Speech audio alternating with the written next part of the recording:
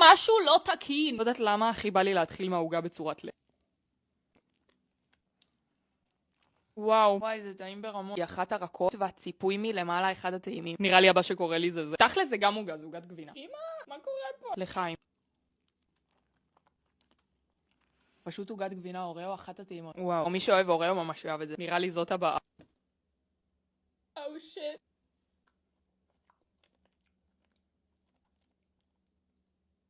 כאילו ממש לא טעים לי, אבל בא לי להמשיך לאכול את זה. זה עוגיית בראוניז ומלמעלה זה ציפוי תות כזה. לא שווה. וואו, טוב, עכשיו אני צריכה משהו טעים כפיצוי. זו נראה טוב ושאין איפה לטעות. עכשיו אנחנו מדברים. וואו. זו עוגיית השבוע שלהם, אבל שהעוגייה המגעילה לכלכה אותה. יש לה ריח של עוגת יום הולדת. בסדר. סביר. כאילו זה טעים. אולי עכשיו זה לא בא לי טוב. לא, זה טעים. ולאחרונה שקצת מפחידה אותי, אני ממש מפחדת שזה אותו ציפוי של העוגייה.